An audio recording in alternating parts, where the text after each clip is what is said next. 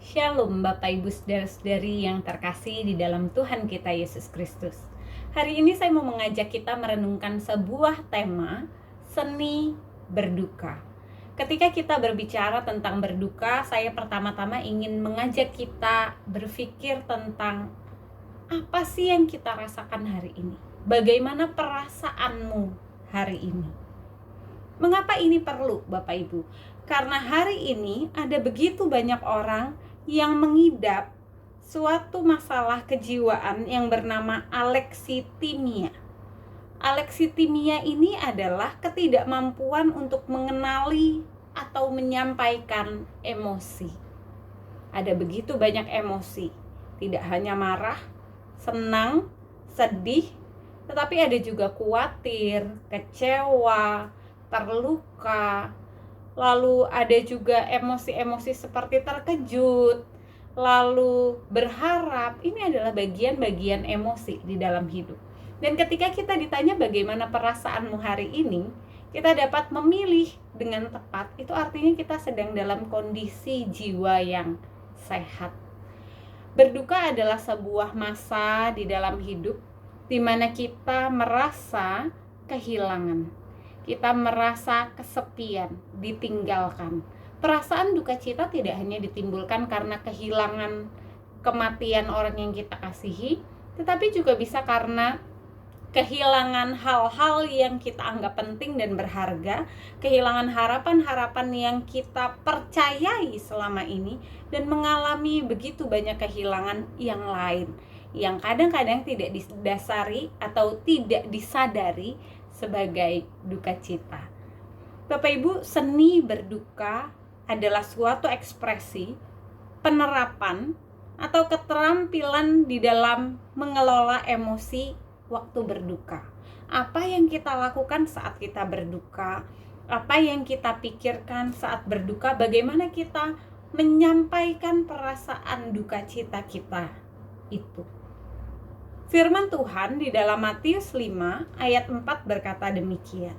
Berbahagialah orang yang berduka cita, karena mereka akan dihibur.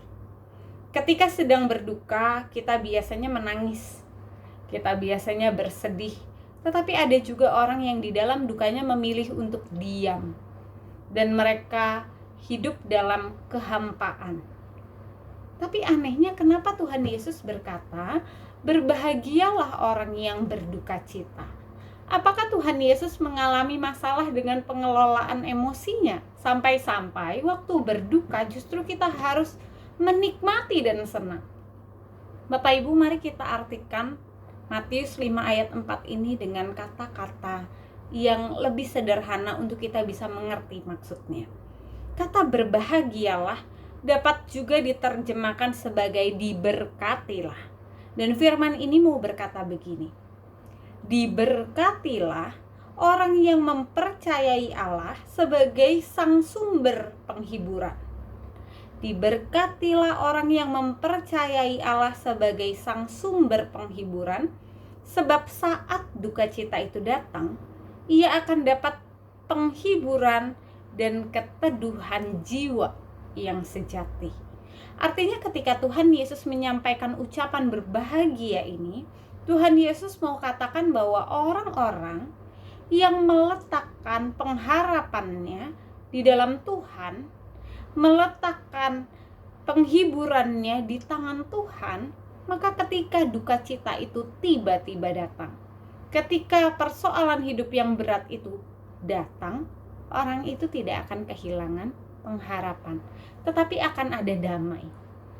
Dalam hidup duka cita tidak bisa dihindari, tetapi bagaimana kita melalui duka cita, itulah yang penting.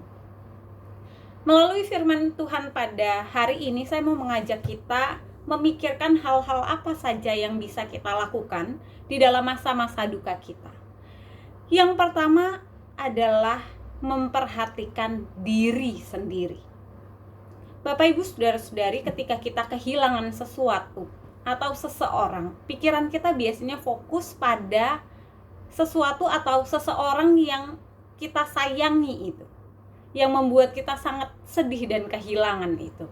Tetapi di dalam duka cita firman Tuhan mau mengingatkan di dalam Matius 22 ayat 39 berkata demikian. Kasihilah sesamamu manusia seperti dirimu sendiri. Cara terbaik untuk mengasihi orang lain adalah dengan mengasihi diri kita terlebih dahulu. Jangan dibalik. Kita baru bisa mengasihi orang lain dengan cara terbaik ketika kita sudah merawat, mengasihi, mempedulikan diri sendiri. Ada banyak orang di dalam duka citanya mereka tidak mau makan, tidak bisa tidur, mereka bahkan tidak melakukan aktivitas dan murung saja. Kalau kita sungguh-sungguh mengasihi orang yang kita bersedih karena kehilangan dia, harusnya kita mengasihi diri kita. Kita mengasihi diri kita, baru kita dapat mengasihi orang lain dengan benar. Baru kita mengerti apa artinya kehadiran ketika kita menghargai diri kita sendiri. Mari di tengah duka cita, perhatikan dirimu. Tunjukkan kasih kepada orang lain dengan mengasihi diri terlebih dahulu. Yang kedua adalah terima bantuan orang lain. Di dalam situasi-situasi sulit, Tuhan tidak jarang memakai orang lain untuk menolong kita.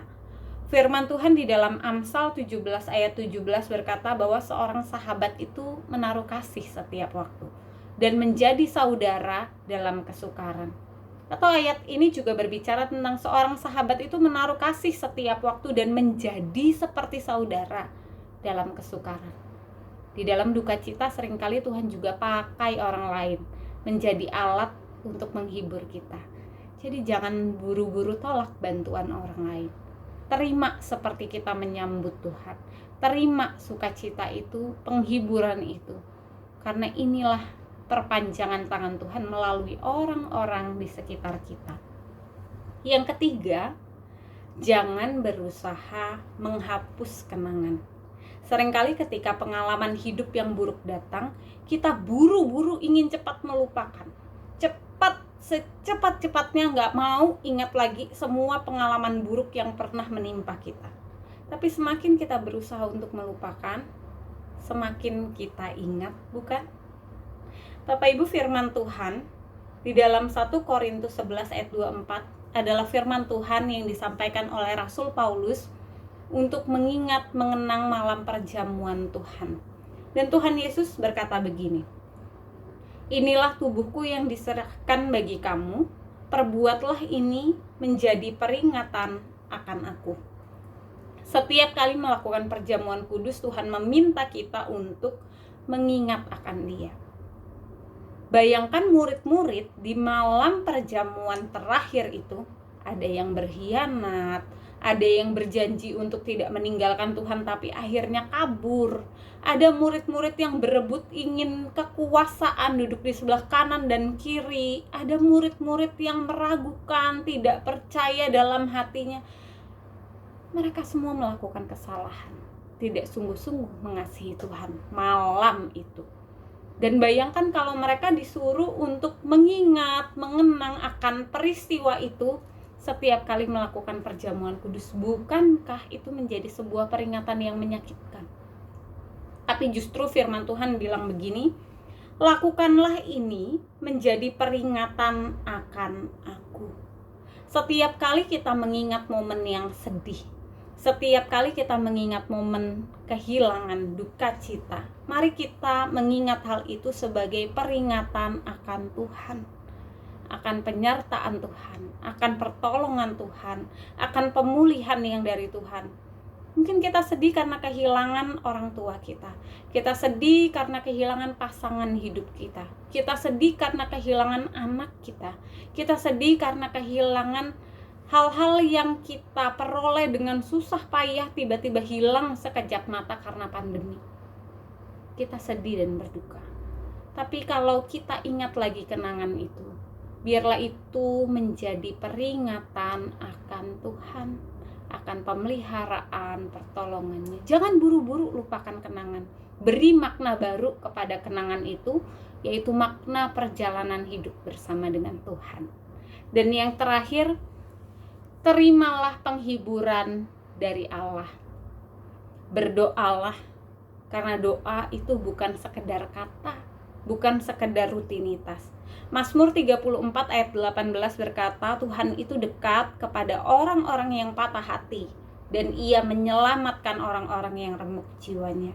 Tuhan hadir bagi kita. Tuhan hadir menemani kita. Tuhan hadir memberikan kekuatan dan pertolongannya lewat firman Tuhan yang kita baca dan dengar. Izinkan Tuhan menghibur kita. Bapak Ibu, di dalam hidup ada hal-hal yang tidak ingin kita alami, tapi harus kita hadapi. Ada hal-hal yang tidak ingin kita ketahui, tapi harus kita jalani. Ketika kita tidak sanggup untuk berpisah, tapi Tuhan meminta kita melepaskan. Ini adalah proses yang berat. Inilah duka cita.